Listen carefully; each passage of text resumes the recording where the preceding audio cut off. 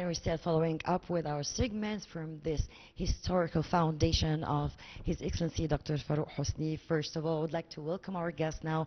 Dr. El Ganady is a prominent voice in exploring how the human and interacts with the rapid evolution of technology. Of course, you're the Austrian Egyptian thinker and the writer. Good evening, sir. Hello. Well, of course, we are so delighted to be in this beautiful foundation that is a spark.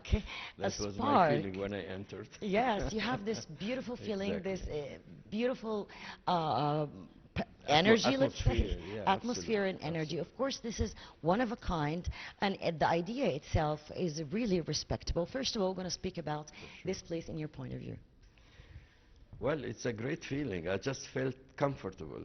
I met His Excellency Farouk Hosni once, and we talked, and I know he is an incredible figure.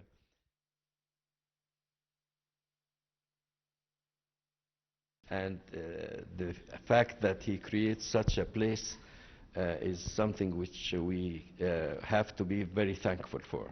Well, of course, ethics is a very important part of all humans, actually, and of course, implementing this through our generations, whether through art or indulging them with the pioneers of any different fields. This is also building this capacity of their minds and putting a milestone when it comes to their visions and futures. Absolutely. But the human race is facing now a huge challenge. It's a crossroad, really, because either the rapid technological changes and environmental changes will be fatal for the for human beings, or there will be a new way of consciousness. So technology and tech, AI, this massive rapid craziness when it comes to this field, can it take over the minds when it comes to their visions? Can it make it more easy for even painters to use tech and AI, not unleashing their fully power when it comes to the new generation, because you know how much they are indulged in this field? Yeah, and lots of people think human beings are blood and flesh, you know. Artificial intelligence can never catch up, but that's not true. We are really challenged, and we could lose our leadership and our control on our life if we don't take care of this ethics point too. The human beings have to really shift from fighting each other on this planet to cooperating together in order to face the new challenges. Well, we're speaking about two different fields. We're speaking about soft power when it comes to art, and we're speaking about technology and science and all of that. But also this, in your point of view, you've been indulging this field, and I bet you have this experience of international, on an international level, let's say. How do you see that when it comes to the modernizing lots of galleries and foundations, and even we use that at the gem of visual art, of using hologram and indulging this tech? How is it for the future? We are really challenged because artificial intelligence is intervening now in art as well. And the question is art exclusive for human beings, or could the artificial intelligence also create as good art as human beings' art? This is a very yes, exactly controversial. It's very controversial. And I happened to graduate from the Vienna University in a neuropsychological school, understanding the neurology of the brain is very essential to answer this question, whether artificial intelligence will be able to excel in creativity, to excel and exceed human beings. Could artificial intelligence be more creative than human beings? I think it can.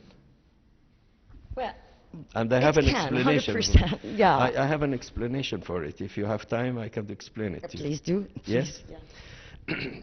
Three things are similar: artificial intelligence, human brain, and writing. The similarity lies in the fact that all three have in common that they rely on basic elements which do not mean anything as such, but when they are combined, they mean a lot. Take, for instance, writing.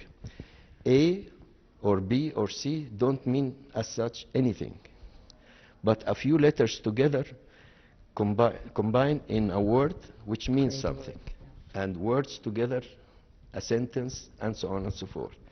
Exactly the same thing happens with both the human being, the human brain, and technology. In the case of brain, you have the nerve cell. The nerve cell as such doesn't mean anything, but combined with the other cells, because they are connected, they mean a lot.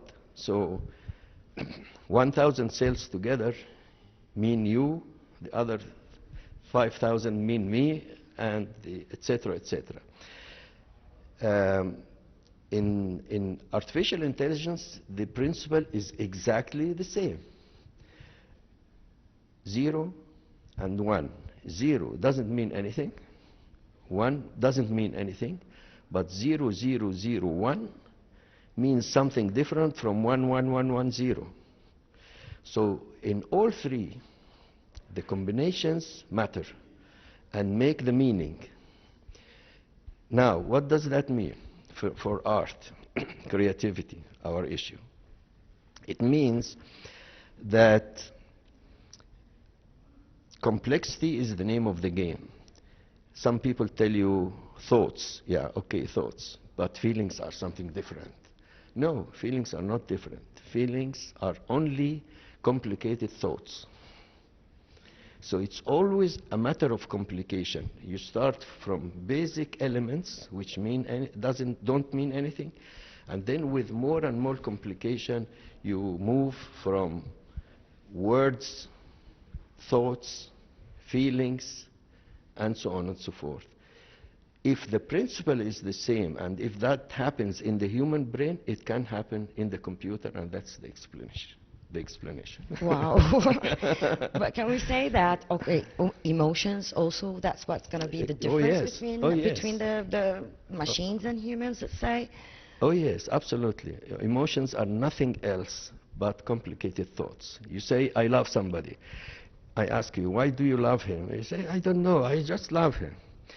This doesn't mean there are no reasons. There are reasons, but you are so overwhelmed that you cannot express yourself.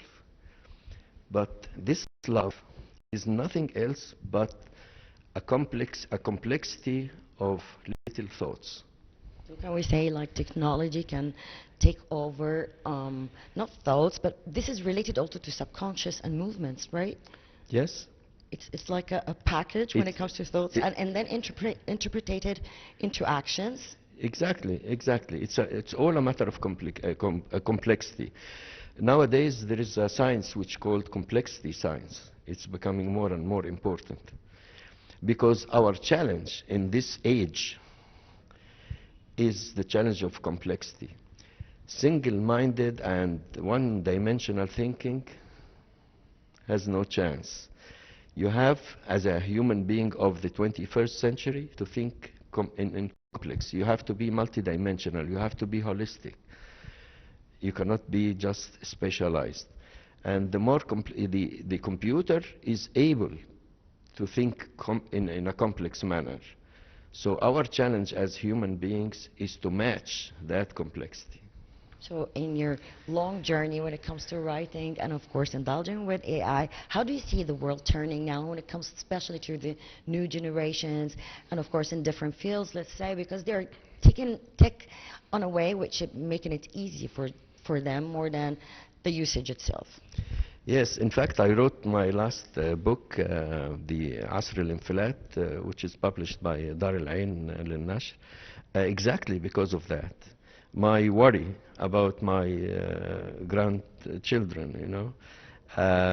But I mean, the challenges are really huge.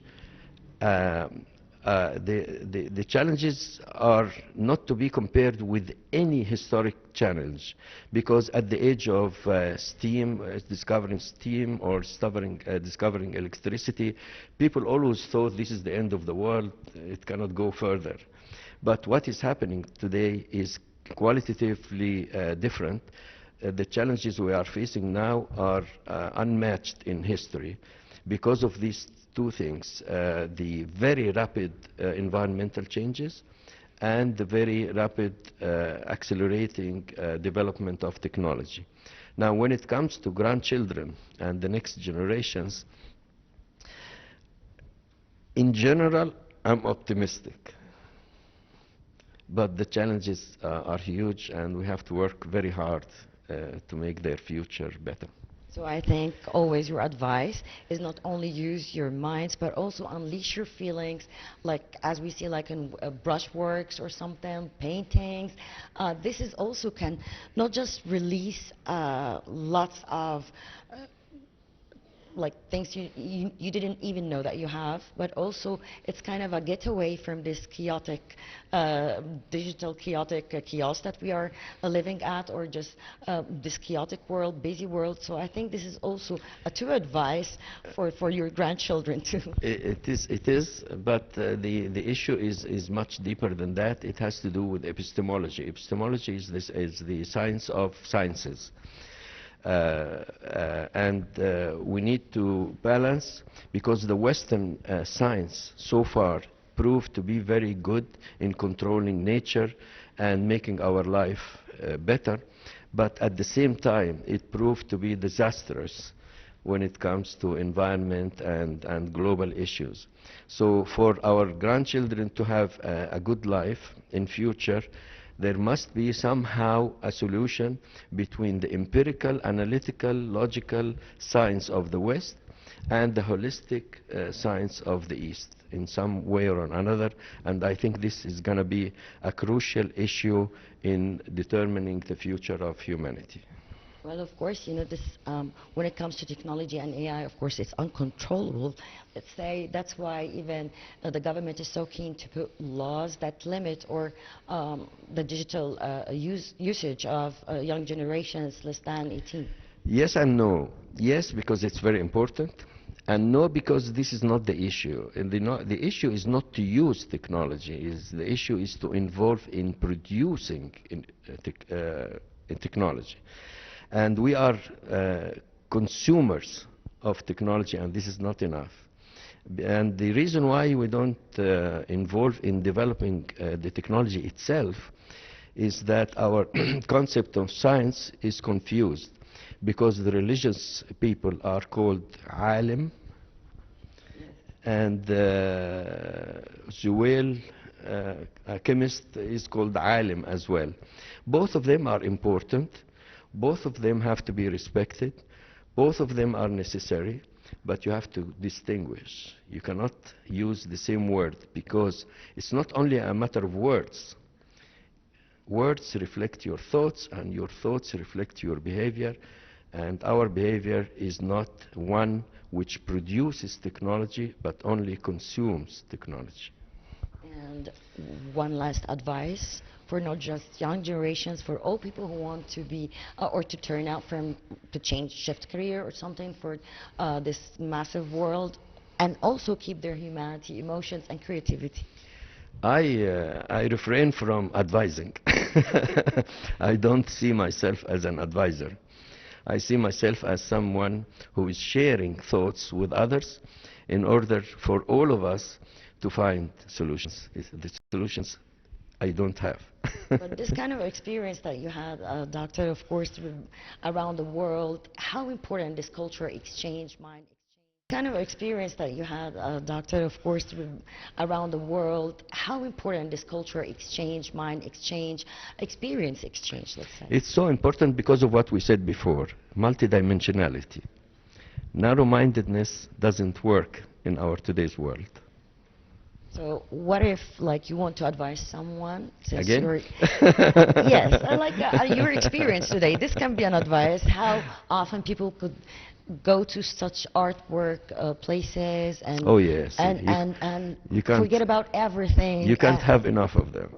Yes, for sure, Yes, because it's so important. it's so important, It's so and the art important. movement in Egypt is really getting rapidly this exposure, not just in Egypt, but also we have very renowned names when it comes to this fine art with its diversity, also using today's sustainable development, when also when it comes to art.